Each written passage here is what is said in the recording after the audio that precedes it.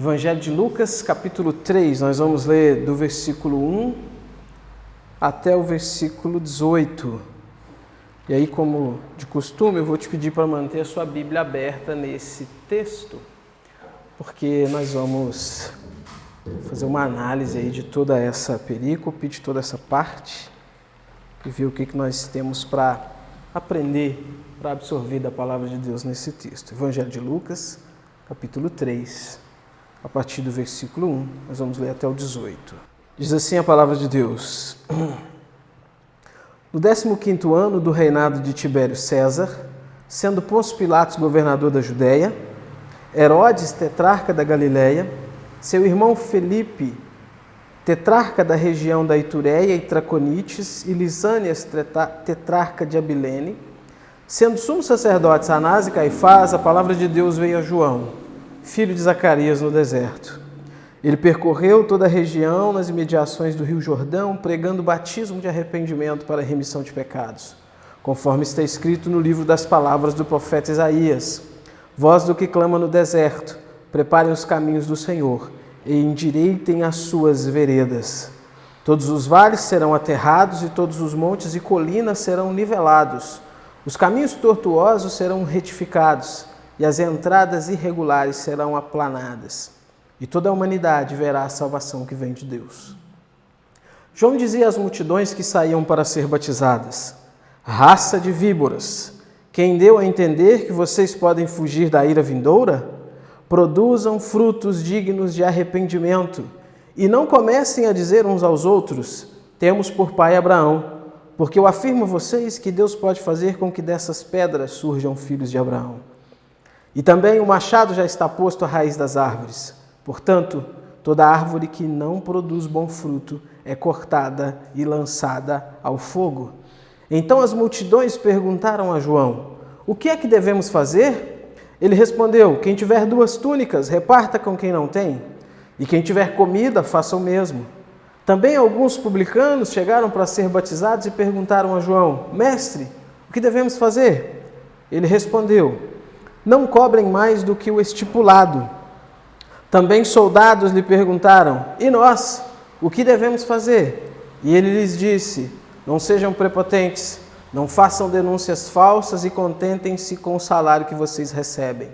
Estando o povo na expectativa e pensando todos em seu íntimo a respeito de João, se por acaso ele não seria o próprio Cristo, João tratou de explicar a todos: eu, na verdade, batizo vocês com água, mas vem aquele que é mais poderoso do que eu, do qual não sou digno de desamarrar as correias das suas sandálias. Ele os batizará com o Espírito Santo e com fogo.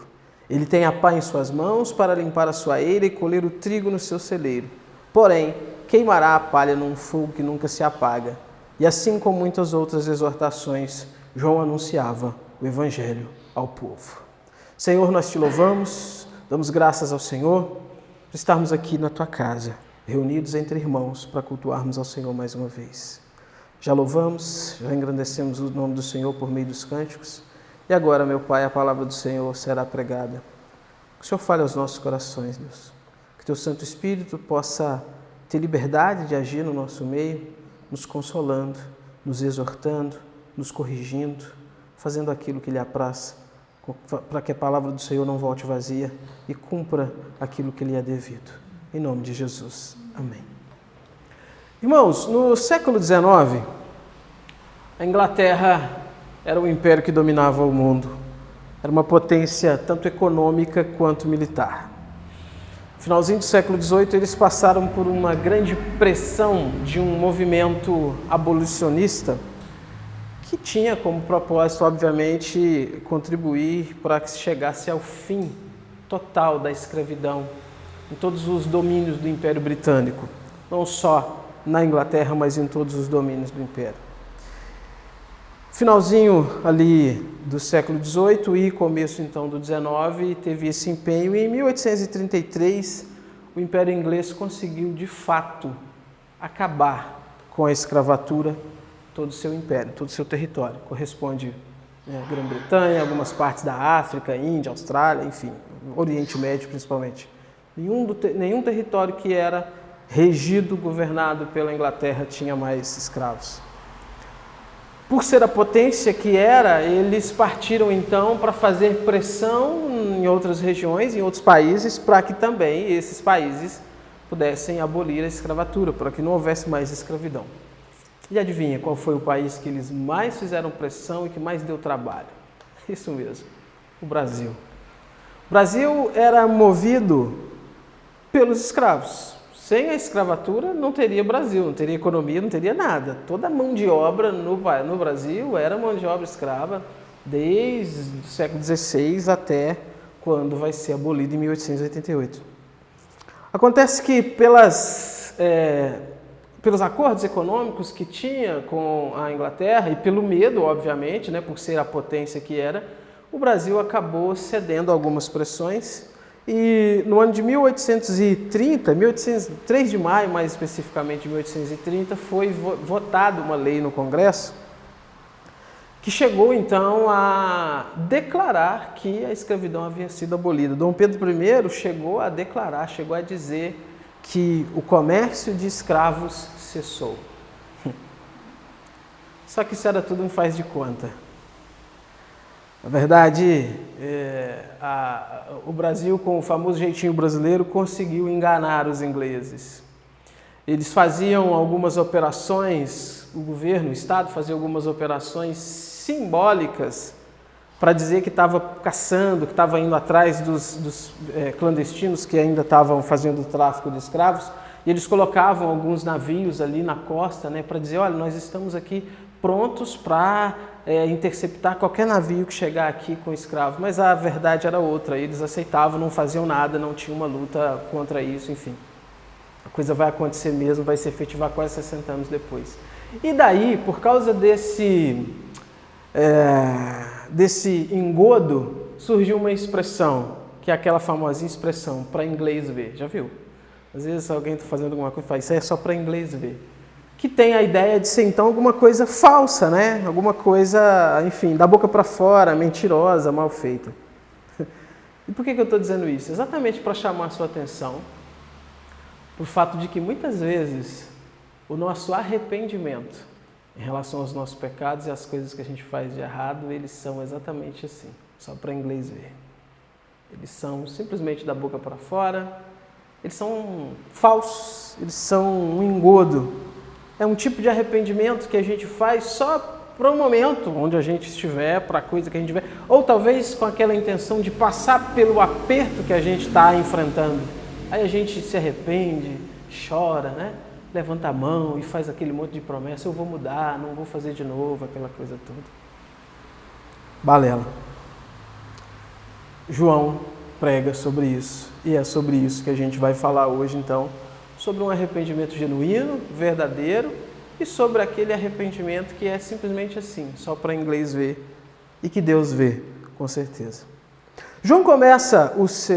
Lucas começa o seu texto, então, falando sobre os governantes que haviam naquela época. Nós já passamos, né? Nós estamos aí nessa nossa jornada pelo Evangelho de João, pelo Evangelho de Lucas, estou com João Batista na cabeça. E ele já passou então para falar do Messias, já falou sobre o nascimento de João Batista, já falou sobre como foi algo milagroso, como Deus então agiu de uma forma especial para abrir o ventre de Isabel. Zacarias e Isabel já eram idosos, né? Então o nascimento de João Batista é um milagre, a gente já passou por isso. E agora ele dá um salto no tempo para nos incluir no ministério de João em andamento, quando João começa o seu ministério. E como um bom historiador, ele vai seguir aqui o costume da historiografia greco-romana, e ele vai começar dizendo, olha, no 15º ano do reinado de Tibério César. Quem era Tibério César? Tibério César era imperador romano. Então ele começa identificando aquela história que ele vai contar dentro do tempo. Hoje, como que a gente faz para identificar alguma coisa? Olha, no ano de 1994 o Brasil foi tetracampeão. Pronto, a gente quer contar um fato, quer dizer que o Brasil foi tetracampeão, e a gente está identificando isso dentro do tempo, citando o ano, 1994. Naquela época, ainda não havia essa questão de antes de Cristo, depois de Cristo, né?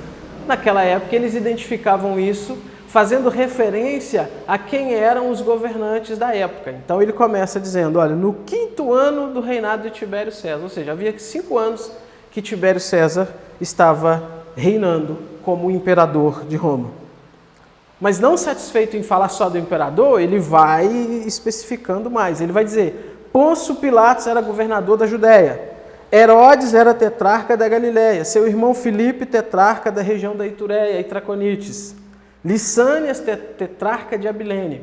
O que ele está fazendo? Ele está mostrando que naquela divisão que foi feita na terra de Israel, aquela divisão em 4 partes, ele está pontuando cada um dos que governavam em cada uma das partes. Por que é importante a gente saber disso? Para a gente ver o quanto que Lucas, então, ele é específico no evangelho que ele escreve e o quanto que as coisas que ele escreve são reais, são verdadeiras. Quando você se deparar, então, com aquele ateuzinho Nutella que vai dizer assim, a Bíblia é falsa, esses evangelhos aí são um conto da carochinha, são invenção. Não. Quem conhece de história, historiograficamente falando, Lucas está registrando algo verídico. Qualquer historiador sério da época ia conseguir fazer uma pesquisa e identificar e dizer, realmente, essas coisas que esse camarada aqui escreveu são verdade, elas estão identificadas de uma forma científica, vamos dizer assim, né? O pessoal gosta muito de usar esse termo hoje em dia, estão bem identificadas. Isso faz muito sentido, irmãos, porque veja, evangelho é coisa séria, Bíblia é coisa séria. Palavra de Deus, a Bíblia, não é uma coisa, então, que surgiu da vontade louca da cabeça de algumas meia dúzia de gente fanático. E aí agora uns outros bandos de fanáticos saem carregando esse livro por aí. De maneira nenhuma, existe uma confiabilidade histórica nos evangélicos. E as pessoas, então, que não acreditam e que tentam ridicularizar, na verdade, elas passam por ignorantes.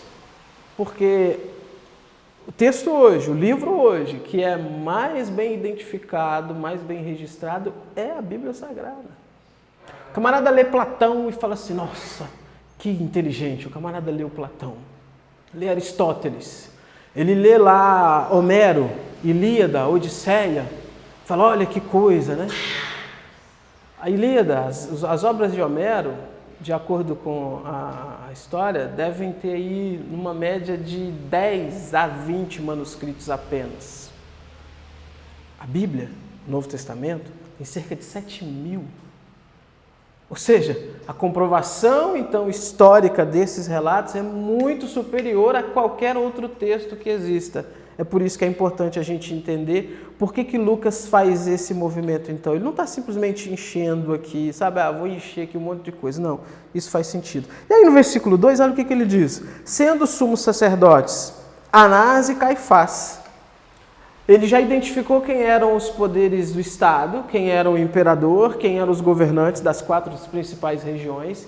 E agora ele vai identificar o poder religioso. Ele vai dizer, olha, quem eram os religiosos? Quem eram os chefes ali? Anás e Caifás. Esses eram os sumos sacerdotes. A Escritura Sagrada no Antigo Testamento mostra que só pode haver um sumo sacerdote por vez.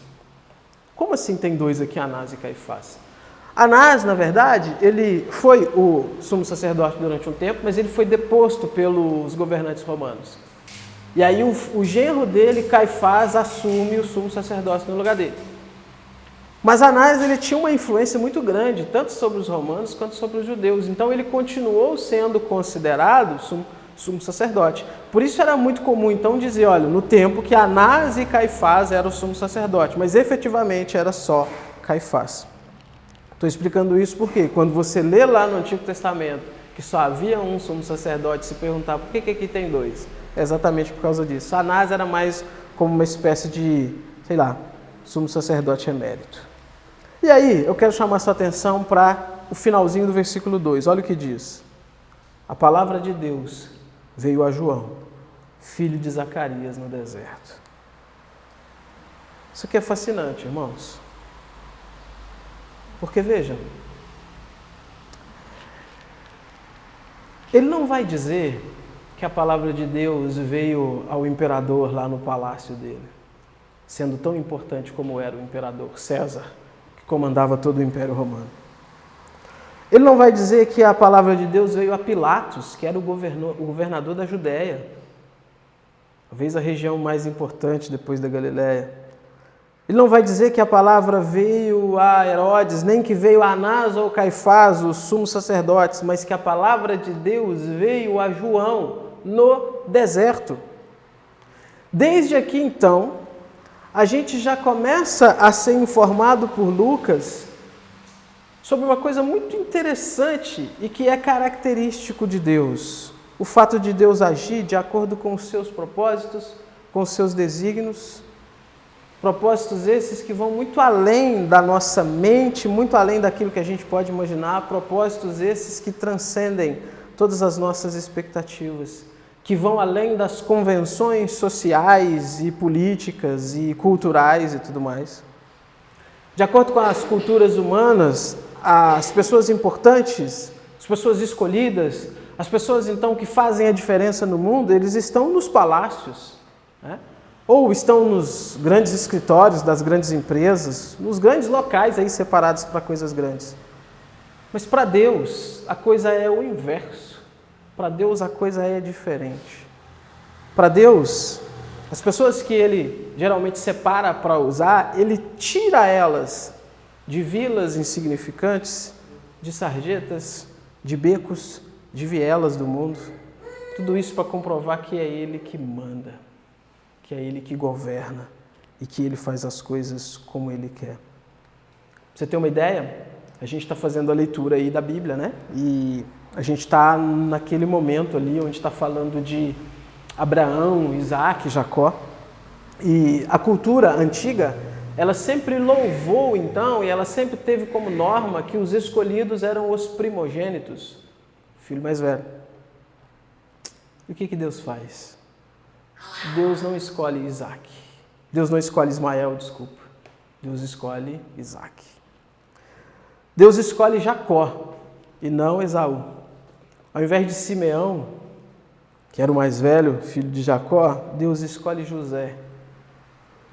Enquanto todos ali em Israel colocavam as suas expectativas em Saul, Deus já havia escolhido no seu coração Davi.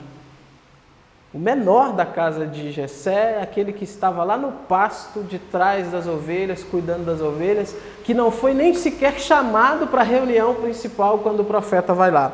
Samuel, né, ele segue a nossa mente humana e muito prática e muito racional, e quando ele vê aqueles homens bonitos e grandes e fortes passando, ele diz no seu coração, com certeza é esse, e Deus diz, não. Até que passam todos, né? E aí Deus diz, nós não comeremos, vocês não vão sentar para comer até que se passe todos, e mandou chamar Davi. Eu estou citando isso aqui só para a gente ver como que Deus faz as coisas. Lucas, então, ele faz essa anunciação. Tibério César, Pilatos, Herodes, Filipe, Lissânias, Anás, Caifás. Mas a palavra de Deus, ela vai a João lá no deserto. E eu não sei como você se vê, sabe? Não sei como você se enxerga. Eu não sei o que você pensa de você quando você se olha no espelho. Eu não sei se você imagina que você terá um futuro brilhante, de grande importância. Como eu venho falando aqui sempre, irmãos, a maioria de nós não terá. A maioria de nós não terá um futuro brilhante, de grande importância. A grande maioria de nós vamos viver na nossa mediocridade. E quando eu digo mediocridade, não no sentido ruim da palavra, né? Mas no sentido de normalidade da vida. A grande maioria de nós vai ter essa vida.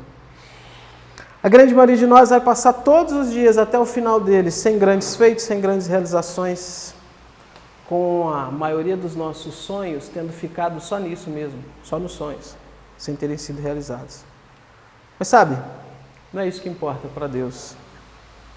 O que importa realmente na nossa vida é se nós vamos estar, se nós estamos agora, exatamente no lugar que Deus quer que a gente esteja. Fazendo exatamente a coisa que Deus quer que a gente faça. Cumprindo exatamente o desígnio de Deus para nós. É isso que é importante, irmãos. O que importa é que se você, aonde você estiver, aonde Deus te colocou, fazendo aquilo que Deus te colocou para fazer, por mais simples que seja, o que importa é se lá, nesse local, você está sendo uma voz forte e poderosa, que brada aos ouvidos das pessoas que te rodeiam as verdades da palavra de Deus. É para isso que a gente deve viver. E, de novo, não estou dizendo que você não deve sonhar, você não deve desejar, você não deve planejar e nem almejar coisas grandes. O que eu estou dizendo é que você deve ter uma coisinha chamada contentamento, aonde Deus te colocar. João estava no deserto, não estava no palácio, não estava no templo, não estava nos grandes lugares de reuniões importantes, mas é lá onde ele estava que ele tinha que estar, porque aquilo é o que Deus tinha para ele. E sabe, não importa onde a gente está, porque Deus vê tudo, Deus sabe de tudo. E Ele nos vê, Ele vai até nós, Ele nos chama, Ele age por meio de nós. A gente já começa então aprendendo isso aqui com João Batista. O versículo 3 diz assim: ele percorreu toda a região nas imediações do Rio Jordão, pregando o batismo de arrependimento para a remissão de pecados. Então veja, João é introduzido na história aqui para nós como esse alguém escolhido de Deus lá no deserto, e ele é tido como um arauto de Deus, aquele que vai usar a sua voz profética para chamar o povo ao arrependimento. Isso é interessante. Porque lembra quando a gente passou aqui pelo Cântico de Zacarias? No Cântico de Zacarias isso já havia sido profetizado. Zacarias é o pai de João. E no cântico dele ele vai dizer assim: você, menino, será chamado profeta do Altíssimo, porque precederá o Senhor preparando-lhe os caminhos, para dar a seu povo conhecimento da salvação por meio da remissão dos pecados. Ou seja, a promessa havia sido feita, a profecia havia sido feita cerca de 30 anos antes, e agora ela está sendo cumprida. Agora João sai por aquelas imediações, então, pregando, anunciando a mensagem do Evangelho, anunciando a palavra de Deus, chamando o povo ao arrependimento. E a gente precisa observar algumas coisas aqui, então, relacionadas à pregação de João e ao batismo que ele ministrava. De acordo com alguns comentaristas, irmãos, o batismo era uma coisa muito comum no judaísmo. Nas religiões antigas, o batismo ele era algo que significava, que simbolizava, então, uma lavagem, uma purificação. Havia os diversos tipos de banhos purificadores que eram feitos dentro da cultura judaica. Então, alguém aparecer num território judaico falando sobre batismo e sobre arrependimento era a coisa mais comum que havia. Era a coisa mais normal do mundo. É tipo tão comum quando você sair pela rua hoje falando assim: você quer aceitar Jesus? Quem vai dizer que não, né? Ah, não quero Jesus não, muito obrigado. Quer dizer, é uma coisa meio, né, estranha.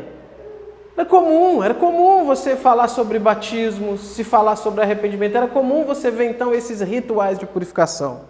Agora, eu já falei aqui uma vez, e vou repetir, refrescar isso na mente de vocês.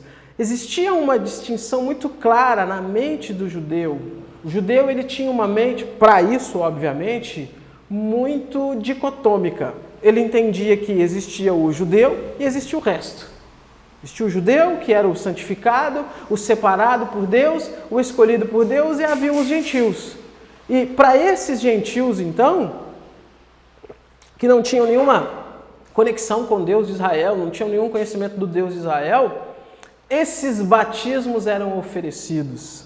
Essa ideia de que, olha, você é gentil, você é sujo, você está imundo, você precisa então de um ritual de purificação. Muito comum.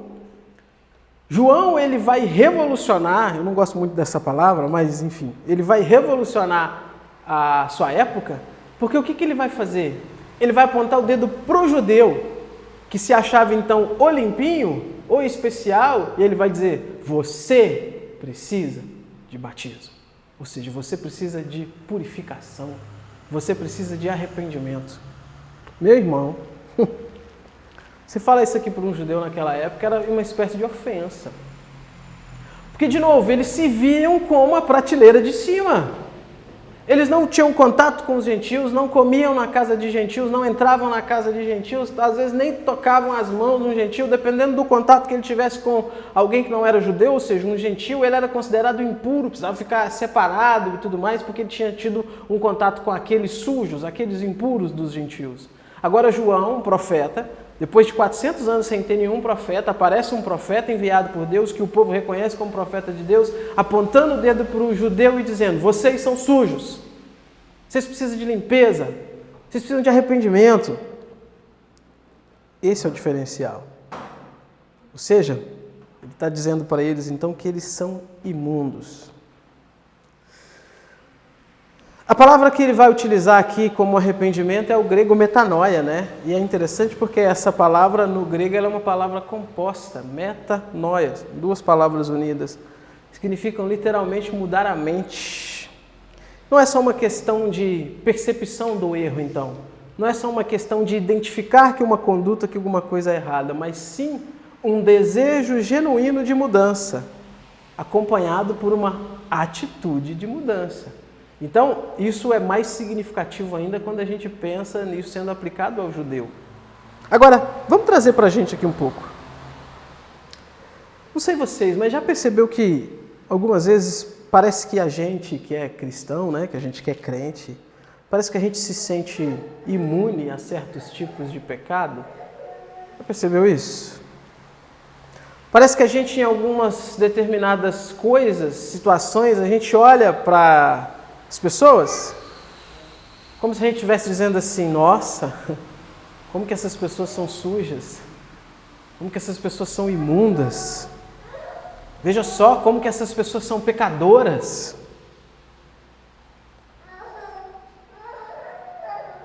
A gente age como um judeu lá de trás, no tempo de João Batista, nos colocando na prateleira de cima e enxergando todo o resto como isso mesmo, como o resto.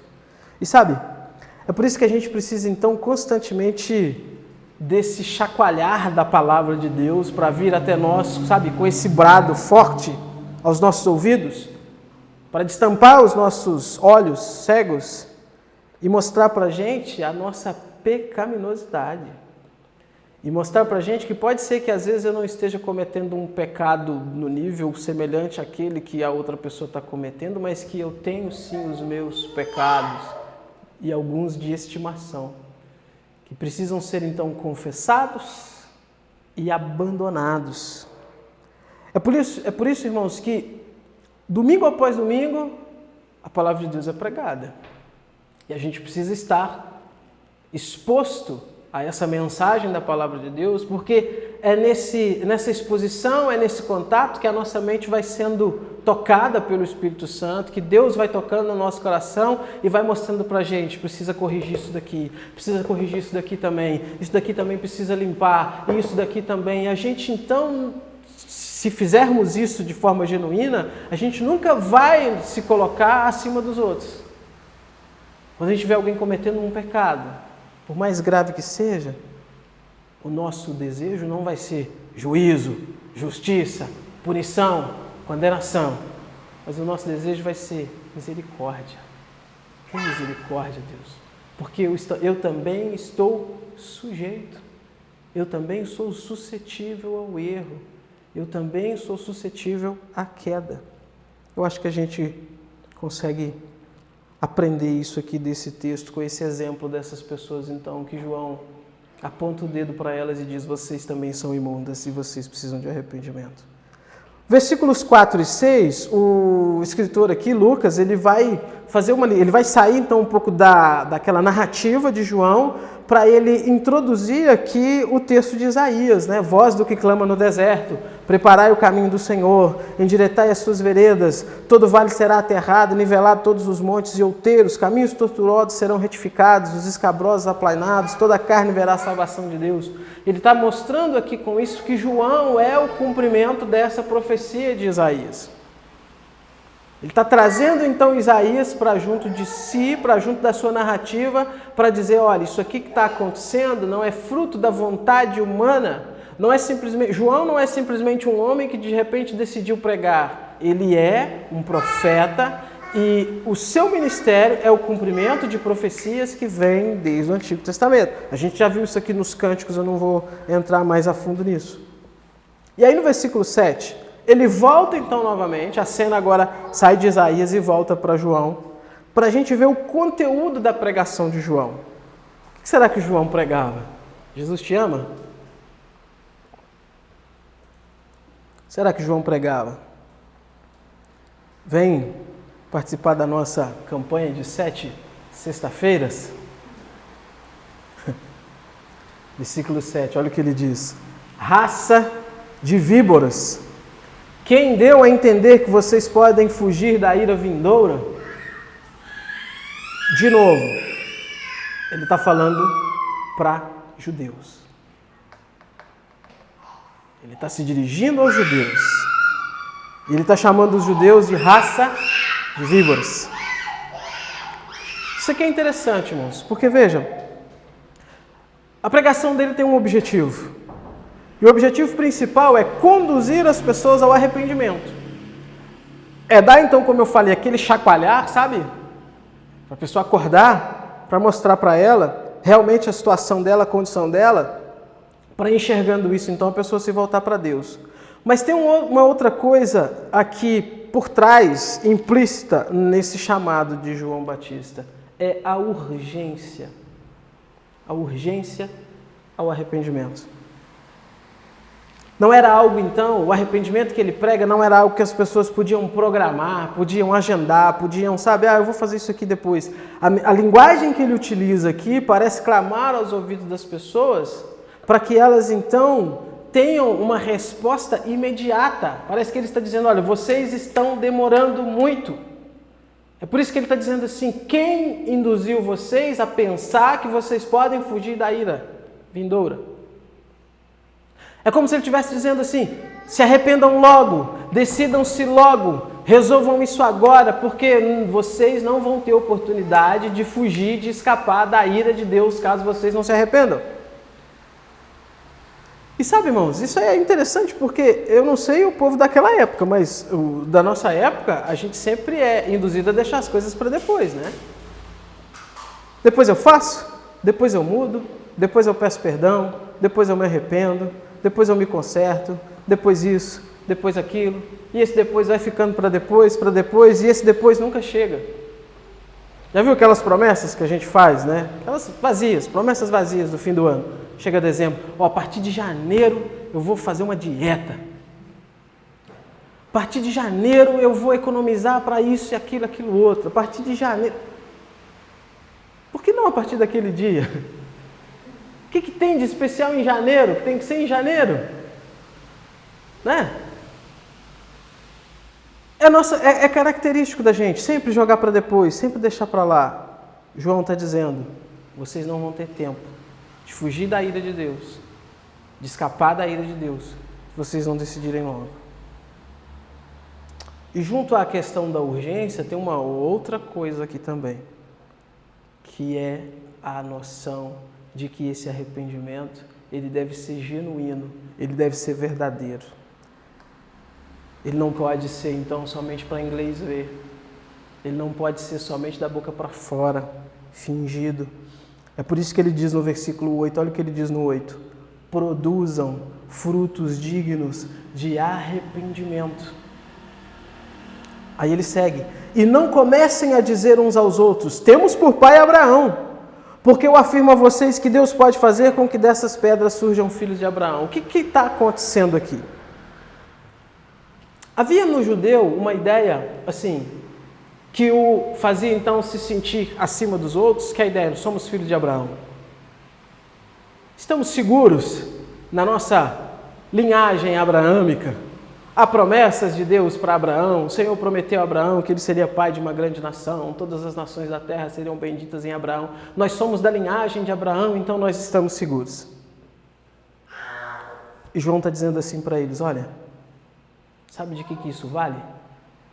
De nada. Sabe para que isso presta? Para nada. Se não houver um arrependimento genuíno e um compromisso verdadeiro e de coração. Ele está dizendo para eles assim, enquanto vocês estão aí dizendo, nós somos filhos de Abraão e tudo mais, e que coisa, ele está dizendo assim, não se engane, porque Deus pode pegar essas pedras aqui e fazer surgir filhos de Abraão dessas pedras. Aí ele diz, produzam frutos dignos de arrependimento, produzam frutos que vão ser condizentes com o arrependimento que vocês estão dizendo ter.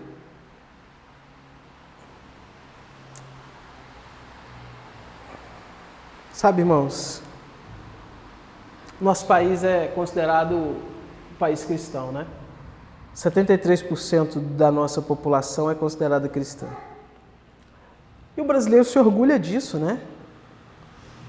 Nós somos o país da cristão, da família e tudo mais. Mas veja, na prática, no dia a dia, isso não serve para nada. Serve para nada. As pessoas dizem ser cristãs, dizem viver num país cristão e tudo mais, mas elas vivem as suas vidas como se Jesus não tivesse relevância nenhuma para elas.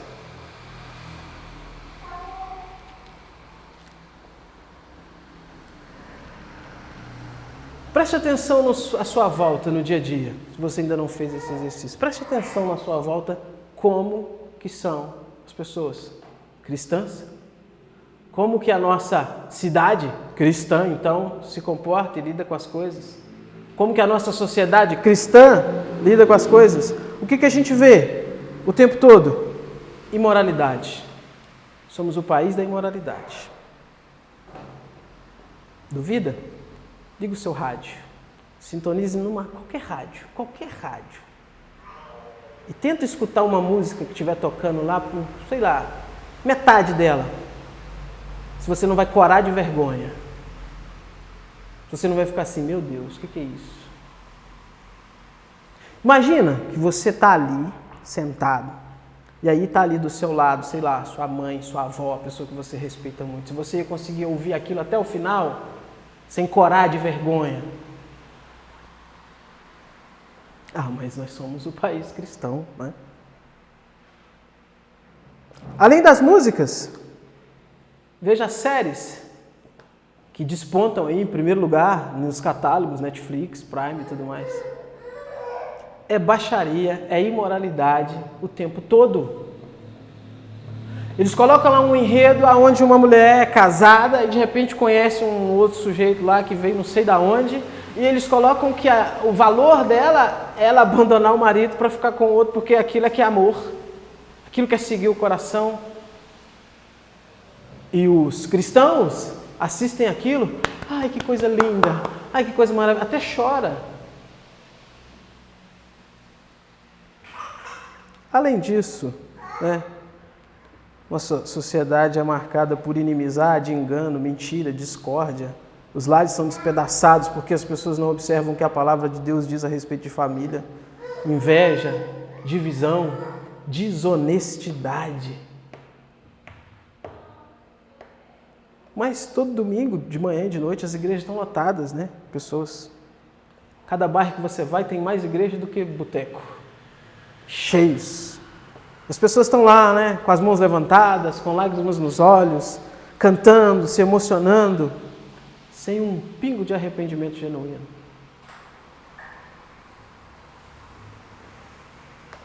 Sem um pingo, irmão, de arrependimento de verdade, de desejo de mudança de vida. Muitos, enquanto estão ali mesmo, sem acabar o culto, sem acabar a reunião, já estão pensando nas coisas sujas e imundas que vão fazer no outro dia, ou até mesmo nem no outro dia. Isso precisa mudar, irmãos. Óbvio, não estou dizendo que isso é todo mundo, não preciso nem falar isso, né? A gente está falando de características gerais, né, para um país que se diz cristão. E sabe, essas pessoas que vivem assim nesse contexto, elas se gloriam, sabe? Nós somos cristãos, nós somos batizados, nós somos membros da igreja tal. E a palavra de Deus é direcionada então para essas pessoas. É direcionado para você, se você se encaixa em alguma coisa disso aqui que eu estou dizendo. Produza frutos dignos de arrependimento. Pare de pensar que ser um cristão nominal, que ser membro de uma igreja, que frequentar uma igreja significa alguma coisa, porque se você não tem um arrependimento genuíno, de coração, um desejo por Deus, um amor por Deus de coração, não significa nada. Não significa nada. Se não houver uma real mudança de vida, você será lançado no fogo. É por isso que ele diz no versículo 9, o machado está posto à raiz das árvores, e toda árvore que não produz bom fruto, ela é cortada e o quê? lançada ao fogo. Aqui, irmãos, há um chamado, então, genuíno na pregação de João e na palavra de Deus para que nós tenhamos uma vida, então, digna do termo e do nome cristão. Digna de carregarmos, então, em nós essa alcunha, esse termo, eu sou um cristão. Mas como que é isso? Como que é produzir frutos dignos de arrependimento? Interessante, né? Porque as pessoas fizeram essa mesma pergunta quando João estava pregando. Versículo 10. As multidões então vão perguntar a João: e nós? O que nós devemos fazer? Aí João responde assim: suba ao monte na sexta-feira, meia-noite, e fique lá até de manhã. Faça a campanha lá de 7 sexta-feiras. Não, irmãos, não. Faça uma peregrinação de joelhos até a Basílica tal. Não, irmãos. Olha como que é simples. Olha só, versículo 11. Respondeu-lhes: quem tiver 2 túnicas, reparta com quem não tem. E quem tiver comida, faça o mesmo. Ele está se dirigindo à multidão e ele está pontuando para a multidão a necessidade do amor ao próximo, da preocupação com o próximo e de ajudar aquele que se tem condições de ajudar. Isso naquele contexto era muito importante, era um contexto de fome, era um contexto de miséria, era um contexto onde o Império Romano está oprimindo a população, é um contexto onde, além do Império Romano estar oprimindo a população, a religiosidade judaica era uma coisa terrível, desastrosa. A maioria das pessoas não tinham comida, a maioria das pessoas não tinham com o que se vestir, a maioria das pessoas viviam literalmente na miséria. E aqueles outros, então, que não se encaixavam nessa situação de miséria, eles tinham uma atitude muito, de se colocar muito acima e de pensar assim, havia, né, a teologia da retribuição, onde as pessoas imaginavam assim, se aquele ali é pobre, se aquele ali está passando miséria, se aquele ali está passando dificuldade, alguma coisa ele fez. Deus está punindo ele. Isso vem desde lá de Jó, né? Lembra os amigos de Jó falando, você está passando por isso aí porque você está em pecado. Com a pregação de João, as pessoas percebem, a nossa conduta está errada. O que a gente faz então, João? E João diz, olha, você tem 2 túnicas? Reparta com quem não tem. Você tem o que comer? Reparta com quem não tem. Aí os publicanos também vão até João. Os publicanos era complicado, porque o Império Romano cobrava impostos. E como é que ele fazia? Ele escolhia alguns dentre os judeus para cobrarem impostos dos próprios judeus. Eles eram tidos então como os traidores.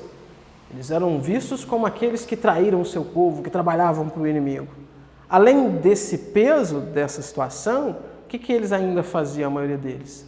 Extorquiam as pessoas, roubavam as pessoas, batiam nas pessoas. Era uma classe terrível, porque além de cobrar aquilo que Roma exigia, eles extorquiam as pessoas para pegar alguma parte para eles também. O que João diz? Não cobreis mais do que o estipulado.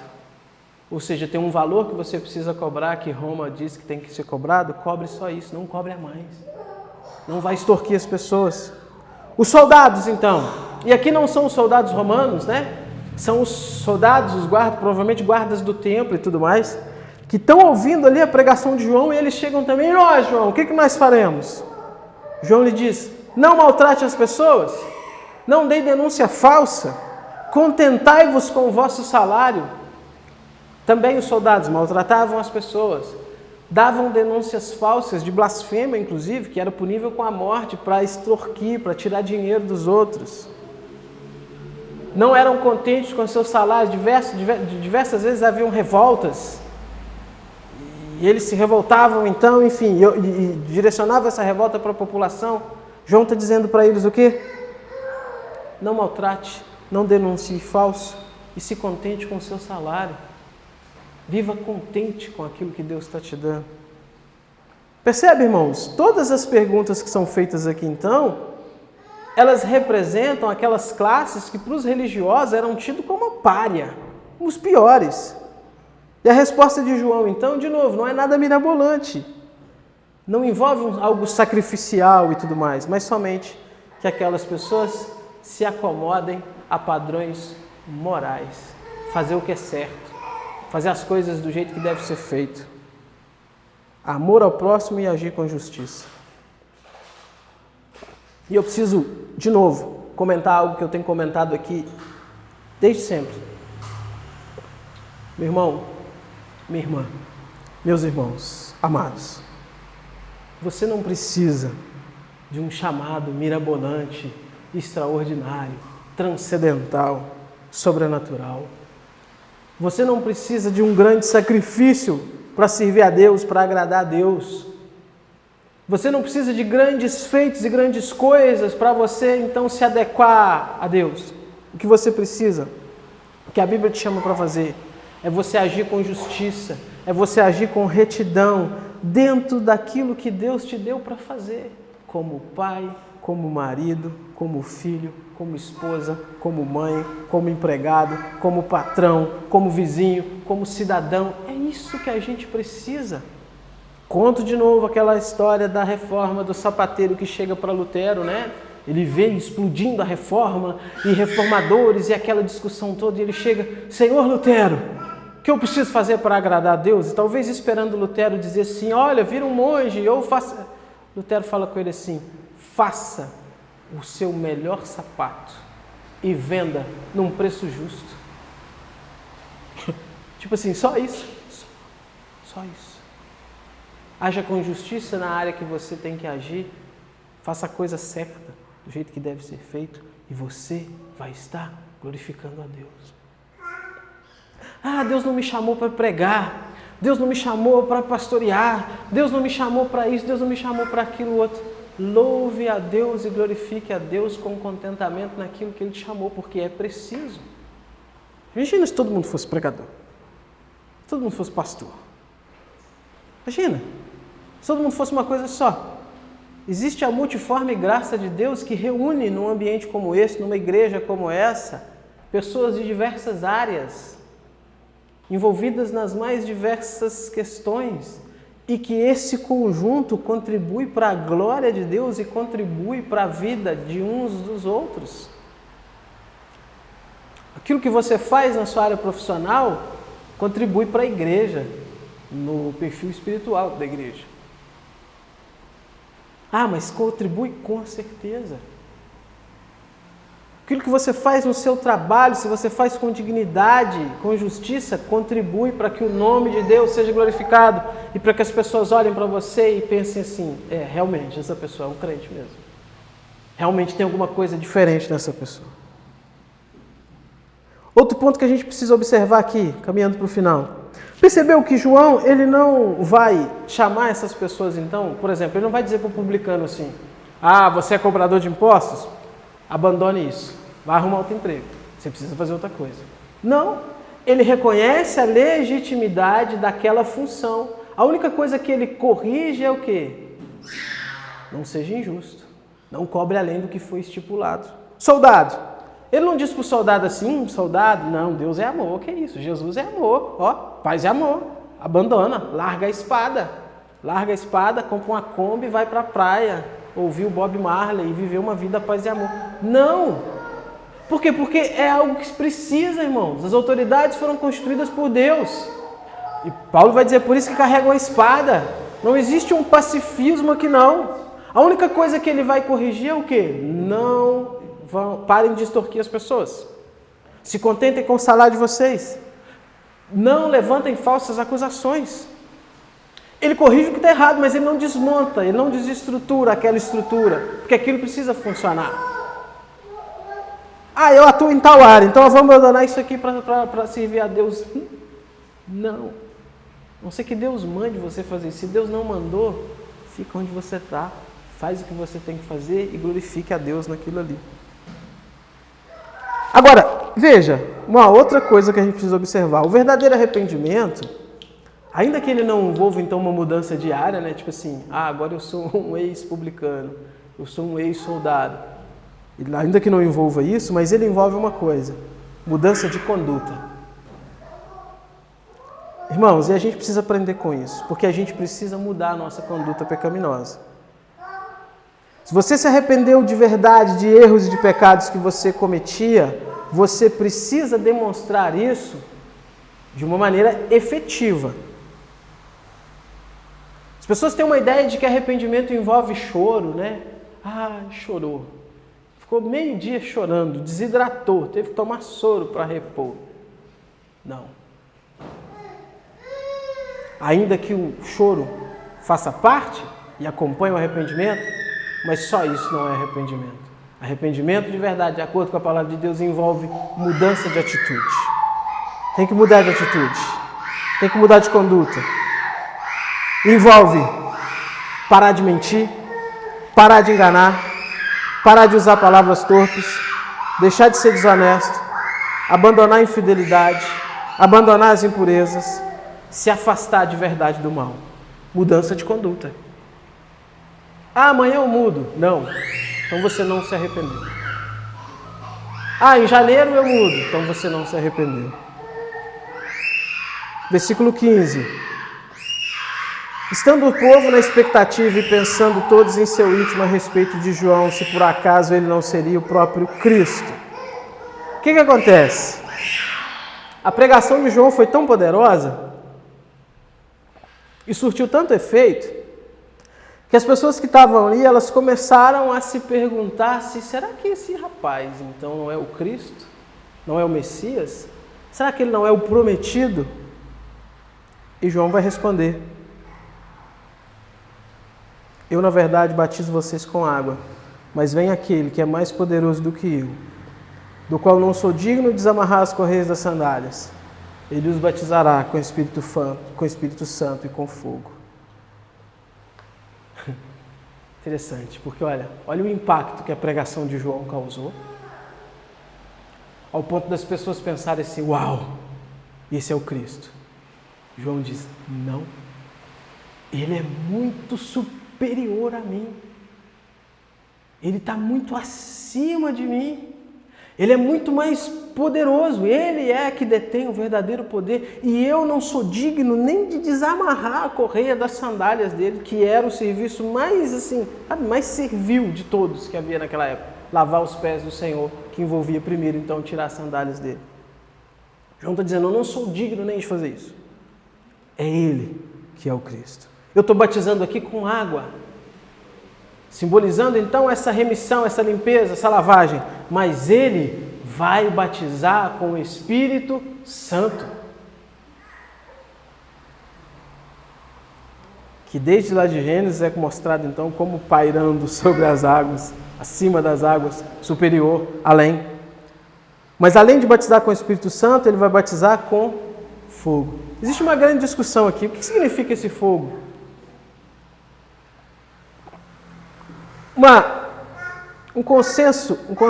Uma ideia muito comum é que João está dizendo assim: ele batizará vocês com o Espírito Santo e com fogo. E as pessoas tentam remeter esse fogo àquelas ideias que a gente tem no Antigo Testamento, do fogo simbolizando a presença de Deus, simbolizando limpeza de Deus, purificação de Deus, poder de Deus e tudo mais. Se você ler até o versículo 16, é essa ideia que passa mesmo, mas não para no 16, tem o 17. Olha o que diz o 17. Ele tem a pá em suas mãos para limpar a sua eira e colher o trigo no seu celeiro, porém queimará a palha num fogo que nunca se apaga. Então parece que João está falando de duas coisas, né? Batizará com o Espírito Santo e com fogo. Qual que é a imagem que a gente tem aqui? Naquela época, enfim, não só naquela época, né? Mas a agricultura mais antiga, ela separava o trigo da palha de uma forma muito inteligente. A região é uma região que ventava muito, né? Aquela região. Eles pegavam então o trigo, depois de descascá-lo, pegavam numa pá, jogava para cima contra o vento. O que acontecia? O vento passava e levava a palha, que obviamente é bem mais leve que o trigo. Caía então só o trigo e a palha ia embora. E era esse o trabalho. Pega na pá, joga para cima. O vento é que era responsável por fazer essa separação. Eu já vi muito minha avó fazendo isso, mas com peneira. Ela jogava na peneira, jogava para cima e soprava. A gente não tem um vento igual lá, vai no sopro mesmo, né? Quantidade menor, mas o efeito é o mesmo. Você separa então o grão que você vai utilizar da palha. Mas olha o que o texto está dizendo que ele vai fazer com a palha. Queimará ela num fogo que nunca se apaga. João está dizendo então que o batismo com o Espírito Santo que ele trará é exatamente recolher esses que produziram frutos, recolher esses frutos, trazê-los para si, chamá-los para si, anexá-los a si. E a palha são aqueles que não produzem frutos dignos de arrependimento, que serão lançados fora, serão lançados no fogo. Ah, mas ele não diz assim, ele vos batizará com o Espírito Santo e com fogo? O e com fogo não dá ideia que é as duas coisas? Daria se ele estivesse se dirigindo a um indivíduo. Se ele estivesse se dirigindo a uma pessoa e dizendo assim, ele vai batizar você com o Espírito Santo e com fogo. As duas coisas uma pessoa. Mas ele está se dirigindo a uma multidão, onde nessa multidão tem duas classes de pessoas. As que serão batizadas com o Espírito Santo e as outras que não se arrependeram, que serão batizadas com fogo. É por isso que ele dá a ilustração da palha sendo separada do trigo. E aí ele fecha dizendo assim, com muitas exortações, João anunciava o Evangelho ao povo. E aqui a cabeça da gente vai a mil, né? Porque o que ele está dizendo aqui? Olha, tem muito mais coisa que João fez, que João falou. Estou registrando só um pedaço, é só uma parte, é só a parte principal. Mas ele foi e anunciou o Evangelho ao povo. Para a gente finalizar, além das aplicações que a gente já fez no decorrer do texto, o que a gente aprende aqui? Recapitulando algumas coisas.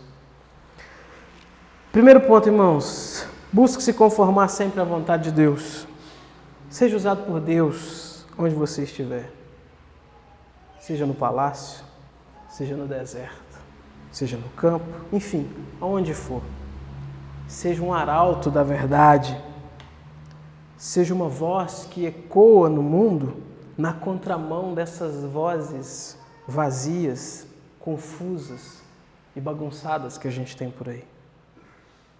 Aonde você estiver, por mais simples que seja, ou por mais elevado que seja, seja alguém que represente a verdade de Deus, a palavra genuína de Deus. Proclame a verdade de Deus onde você estiver.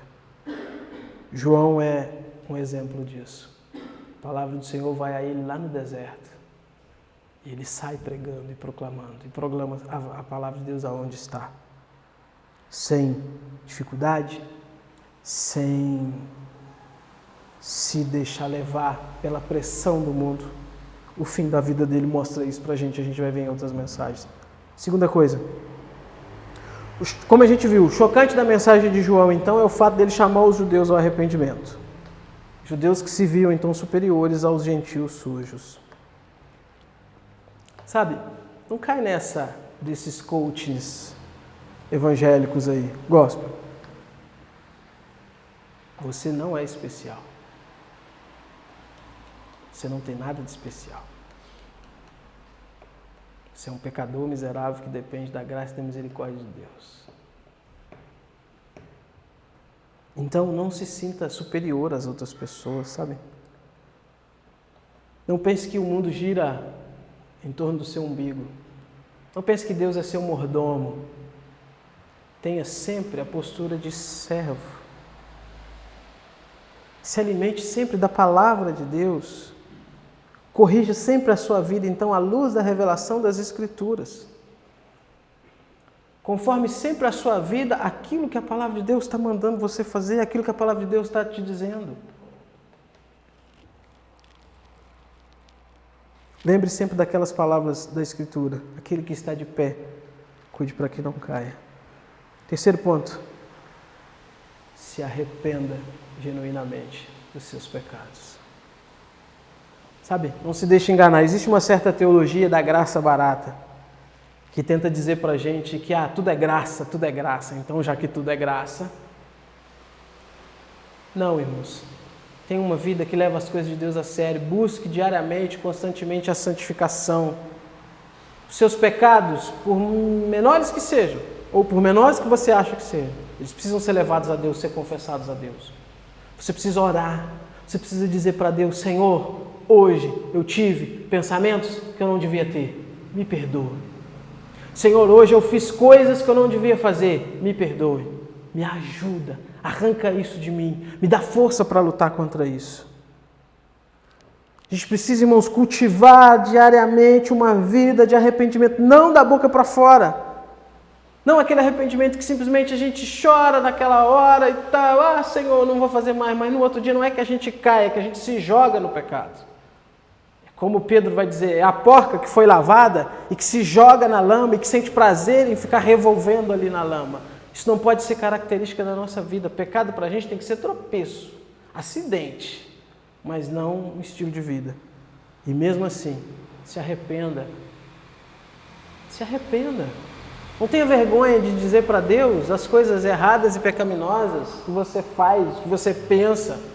É para Ele que você tem que falar. É para Ele. Né? Não temos aqui um confessionário bonitinho para você vir se confessar. Não, é para Deus. Confesse para Deus. A igreja pode te ajudar. Você pode sim conversar com outros irmãos para que a gente ore e te ajude. Mas dirija-se a Deus e diga para Ele as suas dificuldades. A gente tem dificuldades, irmãos. Não somos super-heróis. Nas mais diversas áreas. Se a gente fosse fazer uma roda, sentar e ser sincero uns com os outros aqui sobre as nossas dificuldades, imagina. Talvez a gente não faça isso, mas faça isso para Deus. E último ponto. Viva uma vida digna do nome de cristão. Não envergonhe o Evangelho com uma conduta que não é digna de Cristo e nem daqueles que são discípulos dele. Seja sal, seja luz, onde você estiver. Amém?